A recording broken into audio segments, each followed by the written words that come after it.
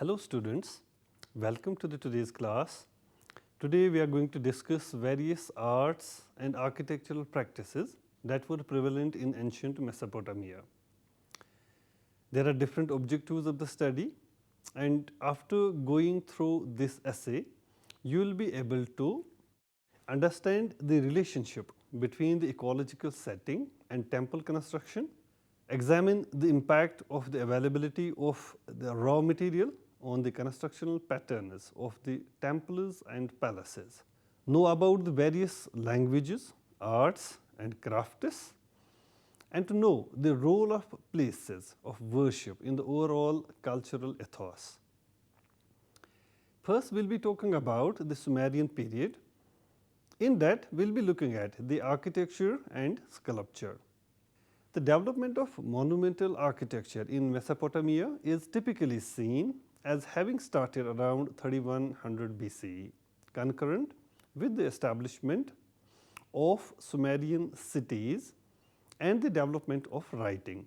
The development of religious structures during the Proto-Literate period, which sprang from 3400 to 2900 BC, shows conscious attempts on part of artists to form new architectural designs. The temple at Eridu is nothing more than a final reconstruction of a shrine whose original foundation dates back to the beginning of the 4th millennium BCE. Some scholars have thought that the consistency of the designs in temple proves the influence of the Sumerians in the craft activities throughout different historical periods.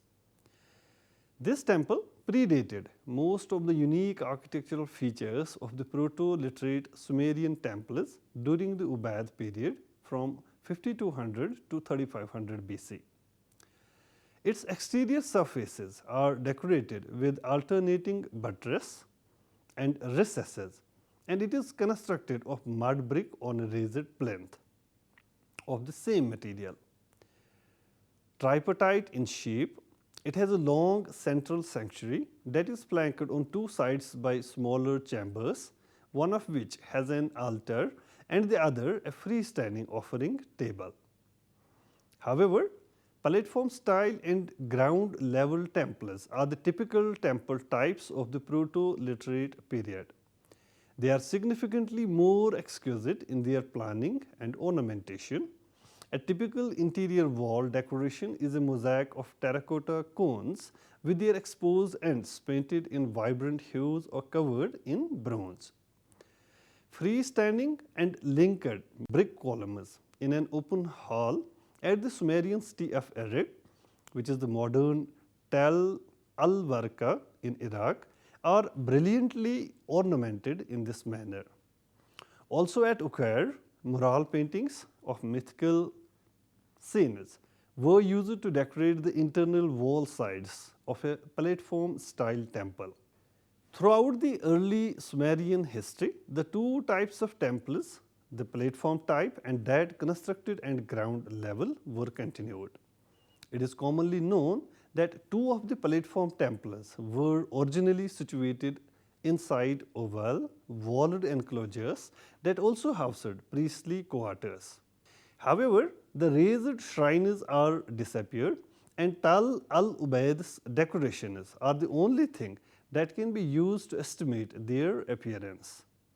These devices, meant to break up the monotony of sun-dried brick or mud plaster, included a massive copper sheathed lintel with animal figures modelled partially in the round, wooden columns sheathed in a mosaic pattern of coloured stone or shell, and bands of relief modelled bulls and lions with projecting heads that are covered in copper. Ground level temple layout and construction continued to be built on a single theme, including a rectangular sanctuary with an altar, an offering table and pedestals for votive sculptures that arrived on the cross axes. Presently, very little is known about palaces or other secular structures of the Akkadian and the Sumerian periods. Kish contains simply streamlined facade and circular brick columns. Flat roofs supported by palm trunks suggest that cobbled vaulting was known, which is a technique of spanning and opening like an arc by having successive cones of masonry project farther inward as they rise on the either side of the gap.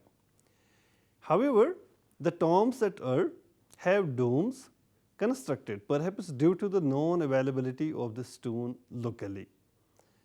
There were undoubtedly many centuries of growth in terms of architecture at different palaces. Nothing has been produced, but it has just grown to reach cultural efflorescence. In architecture, Sumeria appears to have simultaneously produced the significant shapes of the dwellings and temples, including the column, the vault, and the arc, just as it appears to have invented cuneiform in writing. It is generally believed that this is the straightforward genesis or the first known instance of these architectural forms. The Sumerian peasant made his home by planting reeds in a square, a rectangle, or a circular fashion, bending the tips together and binding them to make an arch, a vault, or a dome. A 5,000-year-old arched drain was found among the ruins at Nippur. Similar arches have also been found in the royal tombs of Ur, and around 2000 BC, there was widespread use of arched doors at Ur. The more affluent people constructed palaces that occasionally hung 40 feet above the plain and were intentionally accessible only via one way. Due to the scarcity of stone, these buildings were mostly made of bricks. The walls with simple red surface were made more beautiful by terracotta ornamentation. The ornamentation's shape and size vary very significantly. These include triangles, spirals, chevrons, lozenges, and diapers. The interior walls were plastered and decorated with straightforward murals. For the same reason, the houses were constructed around a central court that provided shade and some relief from the Mediterranean sun. Instead of opening onto the exterior, the rooms opened upon this court. Windows were optional or perhaps not even necessary. Imported stone was used to construct the temples, as it was decorated with decorative patterns and entablers made from copper and inlaid with semi-precious stones. Most of the Sumerian sculptures were used for either decoration purposes or in ritual practices in temples. The statues of gods or goddesses are not easily identified yet.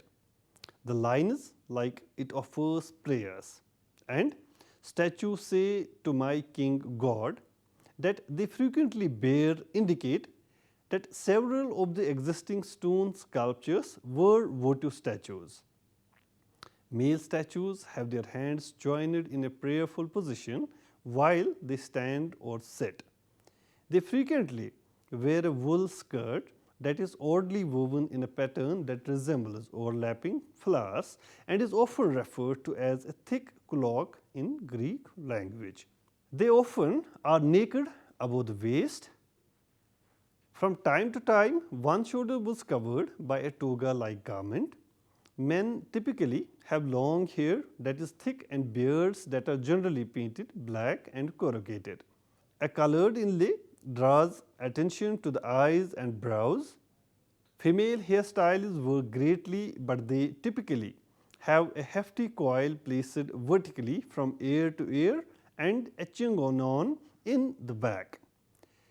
Every now and then, a headpiece made of folded linen hides the hair, but only priestesses participate in the ritual nakedness. It has been hypothesized that the fundamental stylistic difference between Sumerian and Egyptian sculpture was caused by the absence of stone in Mesopotamia.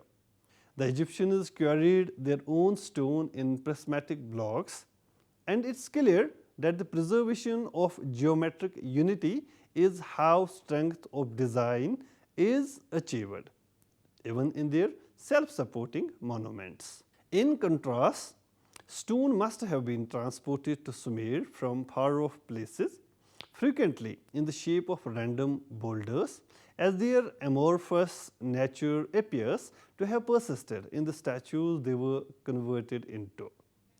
Two sequential styles have been identified in the middle and late subdivisions of the early dynastic period, in addition to the general attributes of the Sumerian sculpture. From the first of these eras, one noteworthy collection of figures from Tal al-Asmar in Iraq exhibits a geometric simplification of forms that is both practical and attractive in today's eyes. Some second phase statues exhibit ambitious naturalistic intentions despite being proficiently crafted.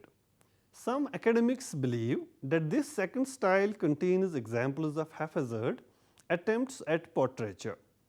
Despite some small differences, all of these figures follow the same pattern for showing the typical aspects of Sumerian physiognomy. Their roots are not just in the southern Sumerian cities, but are found at different places also. A significant collection of statues originates from Mari, which is an ancient city on the Middle Euphrates, whose inhabitants are said to have been racially different from the Sumerians. There does not appear to have been any deviance from the sculpture formula in the Mari statues either.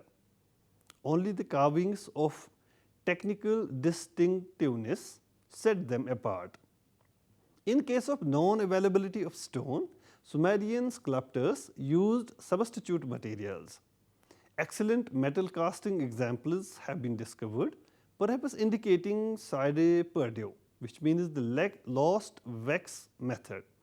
However, the creation of composed figures by Sumerian metal workers is the best indicator of their creativity.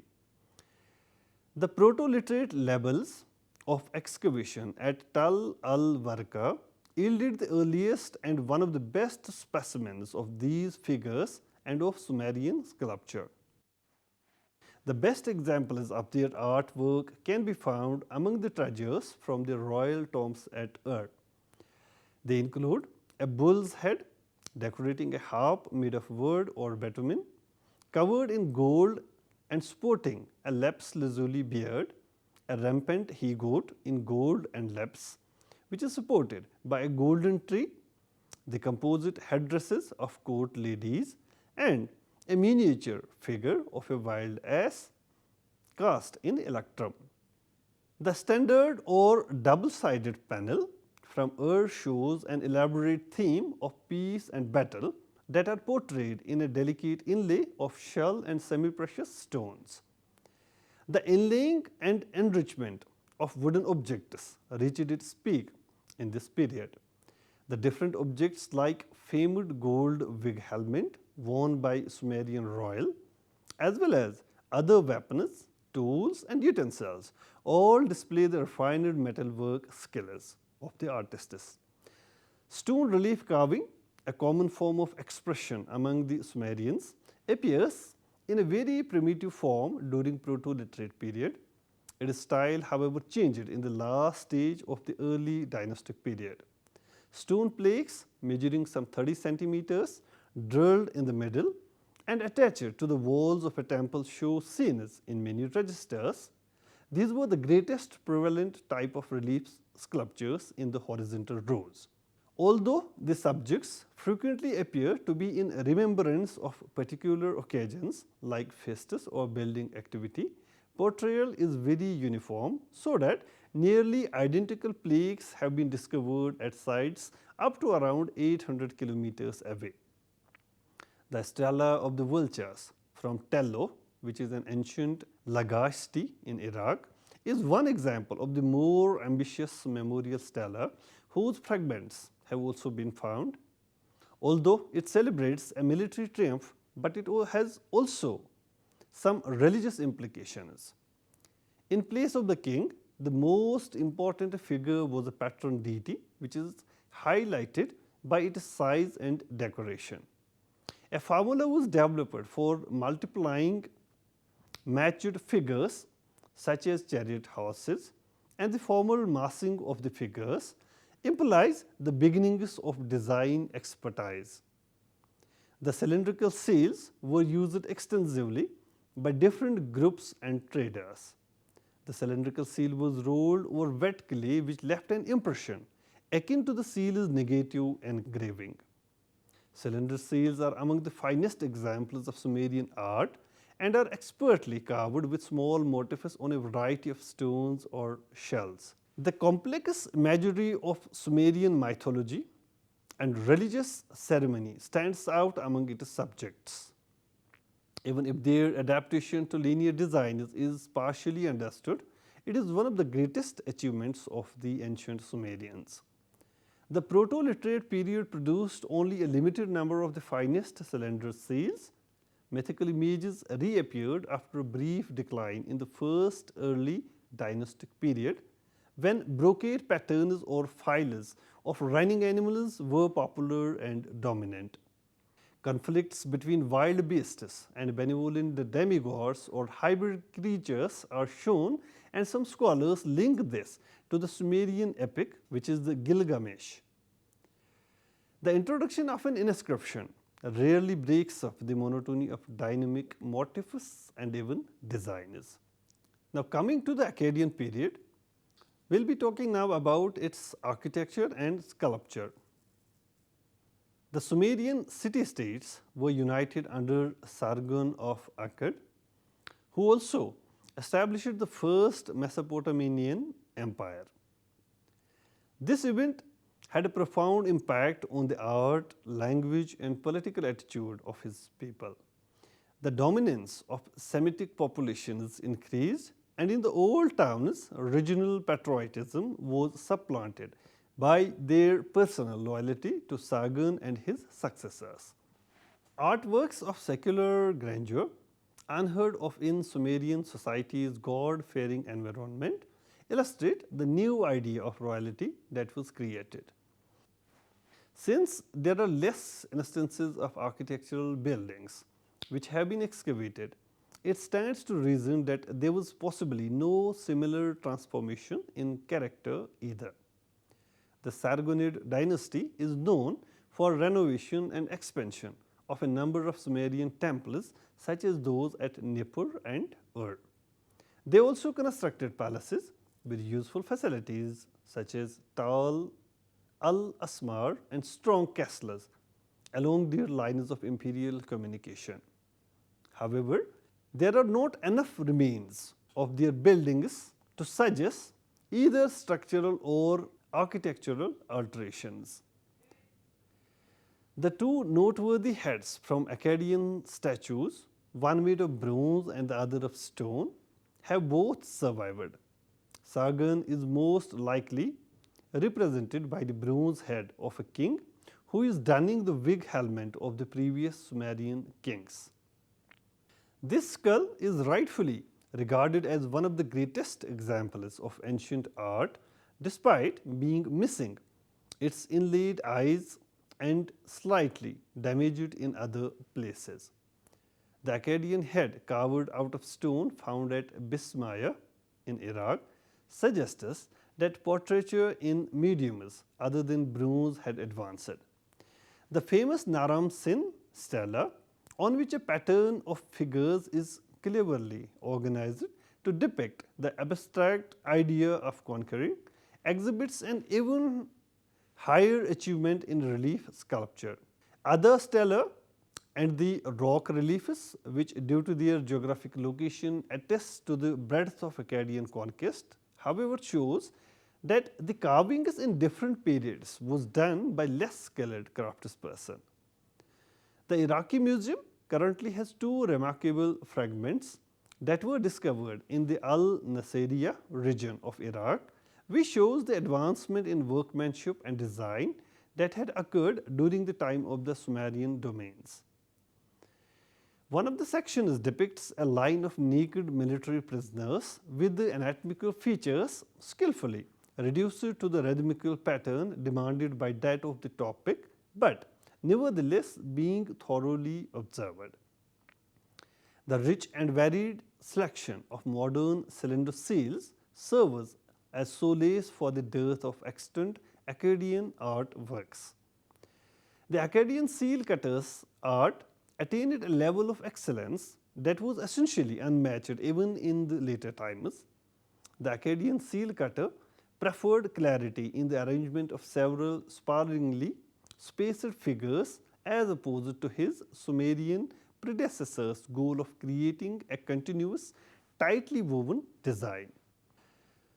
When the northern Iranian mountain tribes occupied the river valley, the Akkadian dynasty came to an end.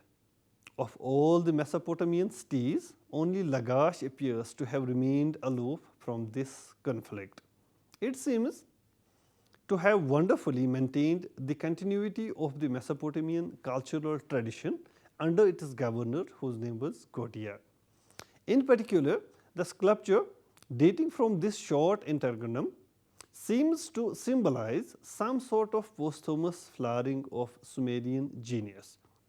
The well-known group of statues of the governors and other officials discovered at the end of the 19th century for long remained the only criterion by which Sumerian art could be judged, and exemplars in the Louvre and British Museum are still greatly admired. The hard stone, usually diorite, is carved with apparent mastery and carried to a fine finish before using. The powerful impression of serene authority that most of the statues convey confirms their inclusion among the finest products of ancient Middle Eastern art. Now, we will be focusing on the letters and arts which were prevalent in ancient Mesopotamia. Writing was one of the remarkable discoveries in the Sumerian relics. This amazing artwork appears to be quite developed and capable of expressing sophisticated ideas in poetry, religion, and even business. The earliest written records exist on stone and are thought to date as back as 3600 BC. The clay tablet first appears around 3200 BC, and the Sumerians seem to have taken great pleasure in the significant discovery ever since.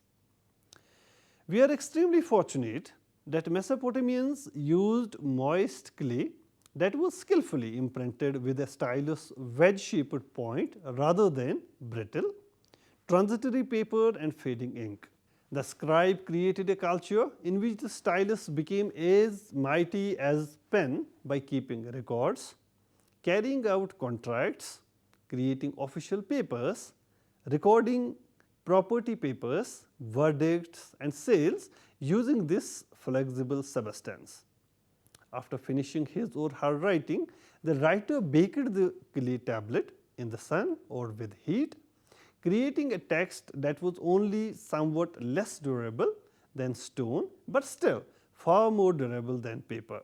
The development of the cuneiform script was Sumerians' greatest ever gift to the humankind. This writing system in Sumerian runs from right to left.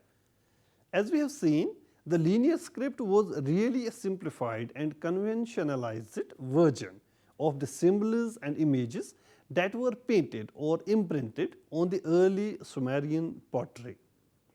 The original visuals appear to have gradually shrunk into signs over centuries of time due to repetition and haste, thus becoming symbols for sounds rather than for the items they formerly depicted. By 2700 BCE, large libraries had developed in Sumeria. For instance, archaeologists found a collection of over 30,000 tablets at Tello, which was found in ruins that were contemporaneous with Gaudia. The tablets were arranged carefully and logically, one on top of the other. For the benefit of future generations, Sumerian historians started reconstructing the past and documenting the present as early as 2000 BC. Some of the works have been preserved, though not in their original form, but have been quoted in subsequent Babylonian chronicles. A tablet holding the Sumerian classic of the Gilgamesh epic was discovered at Nippur. By about 3100 BC, the development of writing as a medium of language served as the conclusive evidence of the Sumerians' existence. After that, successive stages in the development of Sumerian art can be effectively investigated. The uniqueness of Mesopotamian art and architecture can be attributed to three things. The first shows how the kingdoms and empires that followed the Sumerian city states impacted through their socio political organization. Along with the well established fortified cities and organized irrigation system, the soldiers have always been well equipped and trained in rigorous achievement. Besides, victories have also been celebrated and treaties have always been ratified. It is logical that during most of the times, a definite style of artworks was solely devoted to the appreciation of their military might. All this was done because interstate conflict or foreign conquests were the primary concerns of the Mesopotamian rulers. However, a second, more significant factor is the prominence of organized religion in Mesopotamian governance and state society. In Sumerian times, the temple with its hierarchical priesthood was invested with authority virtually equivalent to that of the ruler. Also, the king's advisory council of elders was in charge of organizing social and economic life of each city. Therefore, religious structures receive attention in the early Sumerian and Babylonian cultures. But it is important to note most of the sculptures had a religious function or significance. The embellishment and decoration of palaces and other sacred buildings was a later innovation. The third element that shaped Mesopotamian art was its inspiration from the natural world. It is widely known that the geography and climate of southern Iraq placed excessive restrictions on both artists and architects.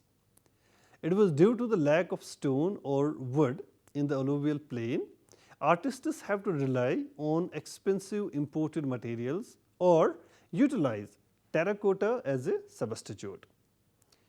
The limit of building materials to brickwork and challenges with roof construction, which were partially resolved by the invention of brick vaulting, had a significant impact on the overall architecture in the second millennium BCE.